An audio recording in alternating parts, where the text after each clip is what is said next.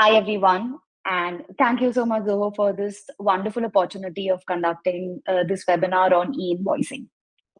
Since in May, this notification has come where it has been announced that e-invoicing will now be applicable where businesses where the turnover exceeds 5 crore rupees. It's applicable to a lot of businesses now. So it's come right down from 500 crores to 5 crores. So it becomes really essential for you to know what is e-invoicing, why are we going to do e-invoicing, who is required to do e-invoicing, and when does it apply to you, and when exactly are you required to do e-invoicing. We'll also be discussing the applicability of e-invoicing, which sectors are exempted, which documents are exempted from e-invoicing, what is the process flow, what are you doing currently, and how much is that going to change after e-invoicing becomes applicable. We'll also look at QR code generation, what is a QR code under e-invoicing, and what are the essential parameters that need to be filled in for this QR code to be generated. We'll also see e-invoice enablement. So you can check whether or not e-invoice is actually enabled for your organization. And we'll also discuss some general provisions around e-invoicing. So let's begin right away. Okay. First, we'll talk about introduction to e-invoicing. That is, what is e-invoicing? But even before we go to what is e-invoicing, you would notice that since the advent of GST in 2017, the government is trying to, they're trying to automate everything when it comes to GST. Initially, GSTR1 and GSTR3B were not linked to each other because we were in the starting phase of implementation and they couldn't do it right away.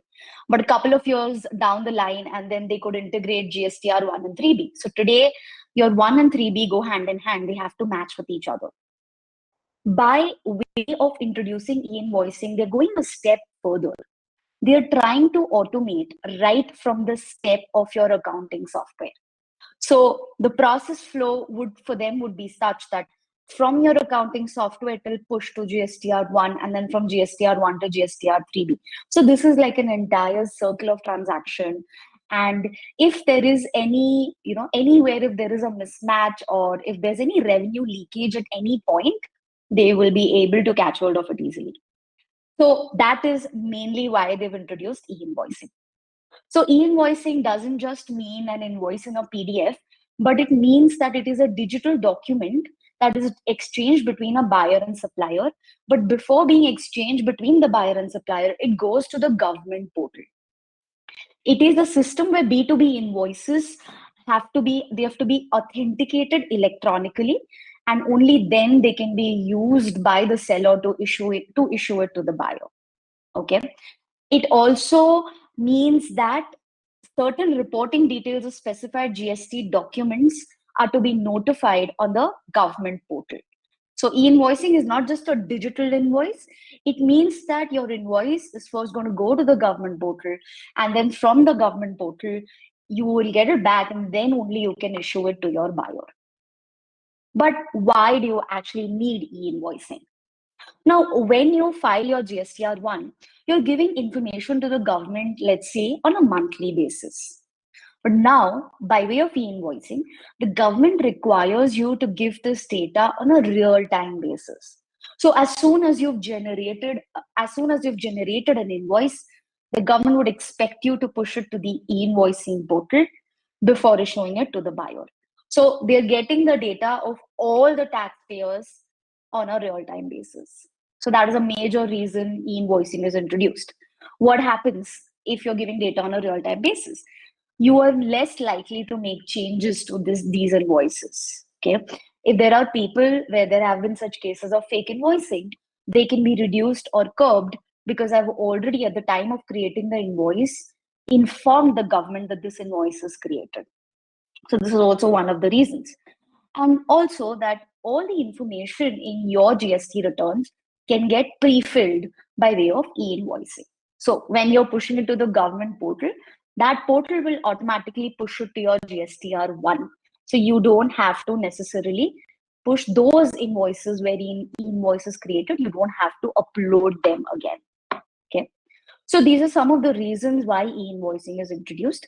Majorly, one of the major factors is so that they can curb fake invoicing. And as you know, GSTR 1 and 3B are linked with each other. So your customer can take credit of the bill that you've uploaded only if it appears in GSTR 2B. So now by way of e-invoicing, this circular loop also gets completed. It could be that not today, but a few years down the line, the department is coming up with notices and you have not done invoicing for your organization. Your customer could be denied credit just because for you, e-invoicing was applicable and you did not do e-invoicing. So this is very essential. If it is applicable to you, you must start e-invoicing from 1st of August. Now, if you see the globe, like the global implementation of e-invoicing, there are a lot of countries that are adopting e-invoicing because it's very transparent and tax efficient. It also enables the business or taxpayers to interact among themselves with their customer, with the government. And also, if you realize, invoice is the base of your business, right? I mean, that is the place from where that is the first step you take towards information that I have sold these goods or I'm providing these services to this particular seller and I am eligible to get some money out of this transaction. So this is the absolute base point where all the transactions begin, and that is what they're trying to tap. If you see globally, e-invoicing has now in India, it's in the implementation stage, and up to 5 crores is getting implemented from 1st August. In a few other countries, the mandate has come and it will be implemented in the coming years. Of course, in India, we've not been given as much time as compared to the other countries, but it is what it is, and we have to do e-invoicing now. Now, who will generate an e-invoice? Now, in case of an e-way bill, anyone can generate. Anyone meaning either the supplier or the recipient or the transporter. These are the 3 parties to the transaction. But in case of e-invoice, only the supplier or the e-commerce operator can generate, right? Of course, because the supplier is issuing the invoice, the rights are with the supplier to generate the e-invoice. The recipient cannot generate the e-invoice and no one else can. In case of e-commerce operator, there are exceptional cases where e-commerce operator would be required to generate e-invoice because there are so many sellers registered with e-commerce operators. That is why the onus is on them and they can generate e-invoice. But otherwise, it will always be the supplier. Now, if you look at the phase-wise implementation as to how e-invoice was implemented, it started right from October 2020, where businesses above 500 crores were required to issue e-invoices. Then it went down to 100 crores in Jan 2021, 50 crores in April 21, 20 crores in April 22, 5 crores, 10 crores in October 2022, and 5 crores in August 2023. This is the 6th phase of the implementation that we're talking about. Now, we come to the main question. Who is this e-invoicing applicable to? When we keep saying turnover, what does this turnover actually mean? Now, first, when is e-invoicing applicable? It's applicable only when the aggregate turnover of any financial year, right from 2017-18 to 2023, exceeds rupees 5 crores. So in these 6 years, if the turnover has exceeded 5 crores, only then e-invoicing is applicable to you. But please note, this says aggregate turnover. What do you mean by aggregate turnover? Aggregate turnover would mean turnover of your taxable supplies, exempt supplies, exports, and also supplies between 2 distinct persons having the same PAN.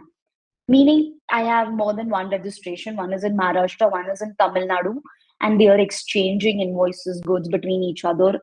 So in our transactions, in this case also, this particular total is also to be considered for calculating the aggregate turnover.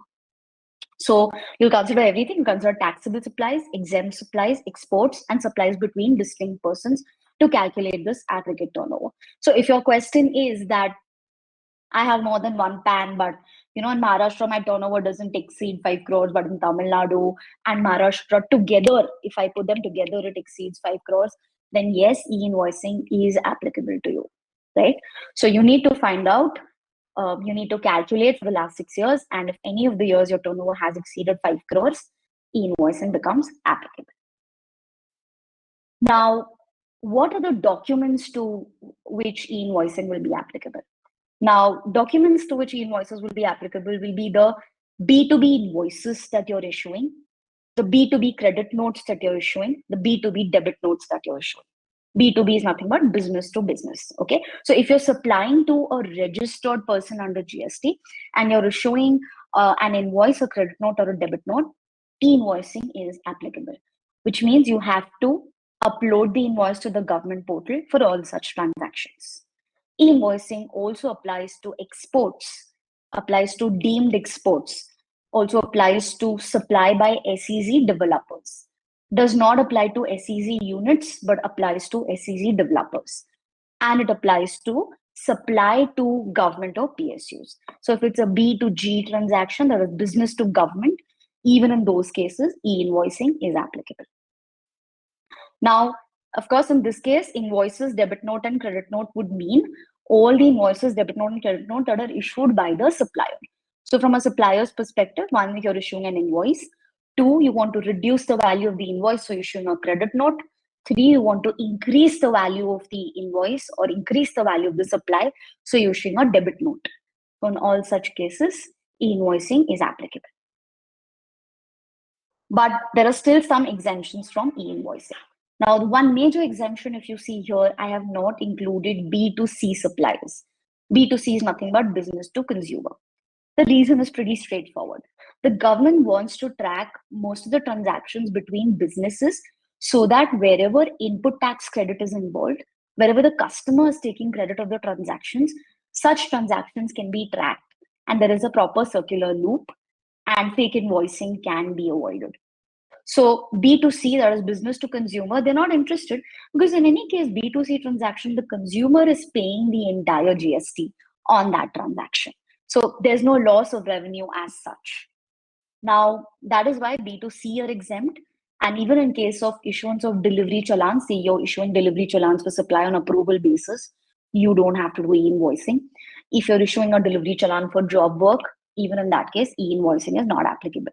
As you would know, especially in case of job work, you would know that e-way bill is still applicable, but e-invoicing will not be applicable. Which are the sectors that are exempted? There are sectors, one is SEZ units. SEZ units don't have to, the e-invoicing provisions will not apply to SEZ units. It won't apply to insurance, banking, goods transport agency, passenger transport agency, and multiplex cinema admissions. Reason is pretty clear. All these sectors mostly deal with B2C, that is business to consumer, and that is why they have been exempted from applicability of e-invoicing. Now, how do you actually issue an invoice? What is the entire process? Now, currently, how do you issue an invoice? On your accounting software, you are raising an invoice and sending that invoice to your buyer.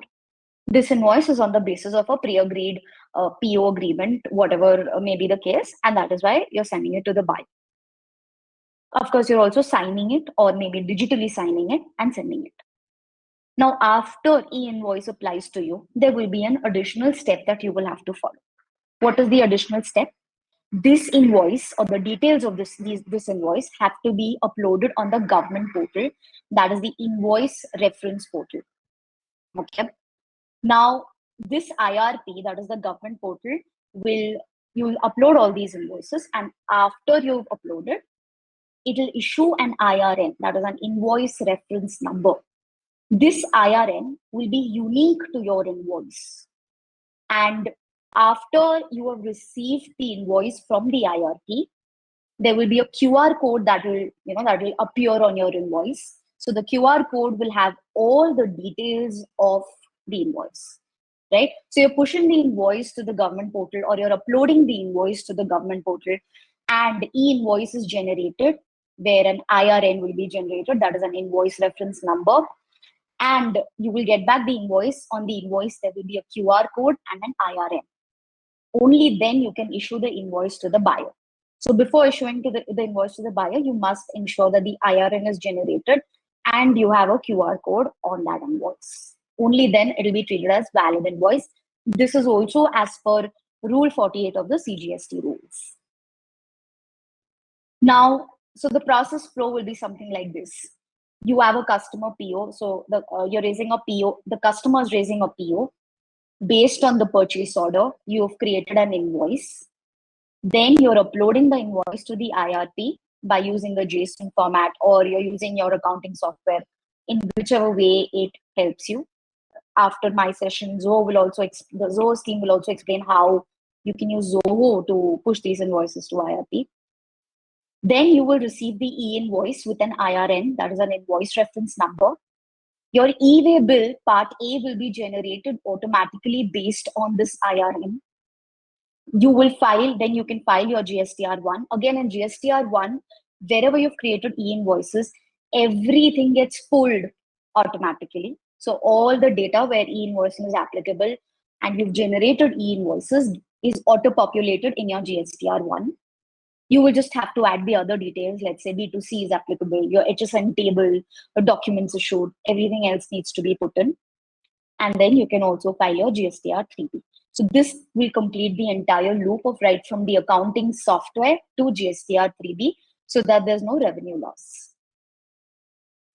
Now, like I said, a QR code will be generated once you've pushed it on the government portal and you receive it back from the portal. Now, this QR code will have all the details of your invoice. So if you scan the code, so if any tax official also scans the code, they can easily access all these details of the invoice. GSTN of the supplier, GSTN of the recipient, invoice number of the supplier, date of invoice, invoice value, the number of line items, the HSN details, the IRN. All this can be easily understood by if you scan the invoice with the QR code. Okay. There are some general provisions when it comes to e-invoicing. Now, once an e-invoice is generated, it is valid for 24 hours, as in it can be cancelled within 24 hours. Okay.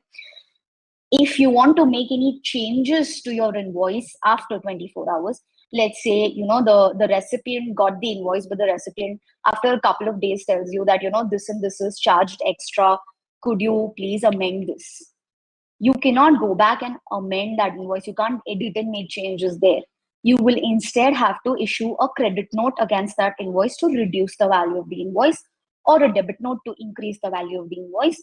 And the respective debit note and credit note will also have to be uploaded on the e-invoicing portal. Okay. But if you're doing it within 24 hours, you can still cancel that particular IRN and then generate a new one. So you can push the transaction again on the e-invoicing portal. That's why I said e-invoice cannot be amended and you need to have a credit note or debit note. Currently, there is no time limit for generating an e-invoice. So you might ask me that, listen, I've generated my invoice today. Do I need to upload it immediately to e-invoice? Now, if you ask me the intention of the government, absolutely. The intention is that they want the details of the invoice on a real-time basis. Okay. But as of now, there is no law that is going to tell you that, you need to generate it within 7 days or within 10 days or whatever. So as of now, you can generate it up to filing of your GSTR1. That is a normal understanding. But of course, the intention of the government is not that. The intention is that they want it on real-time basis. So very recently, a notification was also issued where they wanted to, give the time limit of 7 days where the turnover exceeds 100 crores, but they resigned that notification and it's no more. I mean, they had to resign it. So as of now, there is no time limit, but it is suggested that you do it on a real-time basis. Sometimes you might say that, I'm an exporter and my shipping bill comes in a couple of days, and after I've entered those details, I want to push. Shipping bill details are ideally not mandatory in case of e-invoicing, but if you would want to do that, you would want to wait for a couple of days that add the shipping bill details, then push to the government portal so that in your GSTR1, everything gets auto-populated correctly. Even that is fine for now because there is no time limit. So you might ask me that how do I know whether e-invoicing is applicable to my organization? Of course, GST is a self-assessment tax. So you have to calculate it on your own, whether or not it's applicable to you, checking your turnover for the last 6 years. But if you still want to check, you can go to the e-invoice portal. So you just have to log into this portal. You just have to visit this website, e-invoice1.gst.gov.in. Under search, you go to e-invoice status of taxpayer, and you just put your GSTIN there to check whether e-invoicing has been enabled for you or not. Mind you, this is just a facility that is given to you. It could be that, let's say I come from the exempted sector, and I'm checking on this portal, and the portal actually says it's applicable to you.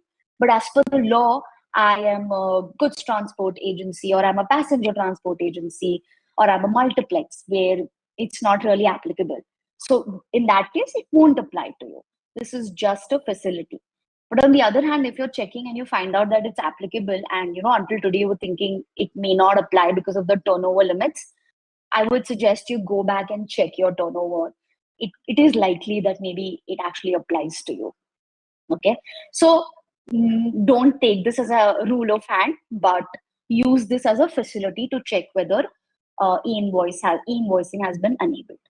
And then if you feel that no, but it's actually applicable to me, I want to, apply for voluntary enablement. There's also an option again on the same website. You go to registration, e-invoice enablement, and you can put your GSTIN and get e-invoicing enabled for your organization.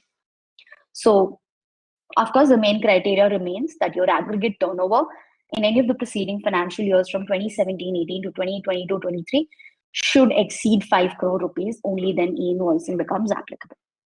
I think Chitra is going to take forward from here. So thank you so much, Nikita, for that wonderful session on explaining about e-invoicing in detail and also how it impacts the businesses in India. Now, moving further, we will be seeing how e-invoices can be generated from Zoho Books. So before we get started, Zoho Books is a GSP, which is we are a GST Suvidha provider, and you'll be able to integrate Zoho Books with the IRP quickly. So what you can do is you'll be able to generate invoices from Zoho Books, and you can push it to the IRP on a click of a button. And in return, you'll be getting the details like the IRN, the QR code, the acknowledgement number, and the acknowledgement date. So these details can be affixed against the respective invoice, and you can choose to send this invoice to your customers directly from Zoho Books. So without any further delay, let me quickly share my screen. So we will see how you can register in the e-invoicing portal, how you can connect Zoho Books with the e-invoicing portal, and finally, how we can push the invoices from Zoho Books to generate e-invoices. So let me share my screen. So to get started with, e-invoicing is going to be basically a 3-step process. The first step is you need to register in the invoice registration portal. So you can log into the invoice registration portal, and under the registration tab, you can select portal login. So here you need to enter your GSTI number of your business, and a captcha will be displayed. You can enter the captcha and click on go. So once you enter your GSTI number, your business details like the address, the city, the PIN number, all those details will be auto-populated. You can verify them, and then you can proceed to click on send OTP. So this will generate an OTP which will be sent to your registered mobile number. You can enter that OTP and you can verify this. So once you have done this verification, it will ask you to create a username and password. So once you create a username and password, this will complete the first step of registering your business in the invoice registration portal. If in case in your business you are already creating e-way bills, then you can actually skip this step because you can use the same username and password to log in into the invoice registration portal directly. So we have completed the first step where you can register yourself in the invoice registration portal. The second step is to enable e-invoicing in Zoho Books. So for that, what you can do, like we believe you would have created an account in Zoho Books. Under settings and preferences, you'll be able to see an option for e-invoicing. So from this e-invoicing section, click on the enable e-invoicing option. So it will ask you under what bucket, like under which revenue your business falls in. You can select the respective option from here, enter from which date you'll be generating e-invoices, and you can enable e-invoicing in your Zoho Books organization. So this completes the second step for us, where we have enabled e-invoicing in Zoho Books. The next step is to establish a connection between the e-invoicing portal and Zoho Books. So for this, you need to once again log in into your e-invoicing portal like the IRP, and you'll be able to find an option called as API registration from the menu. So click on API registration and select Create API User. So once you select this option, you'll be able to see a window similar to this, but you need to select through GSP, and the GSP must be selected as Zoho Corporation. So please select Zoho Corporation and once again create a username and password.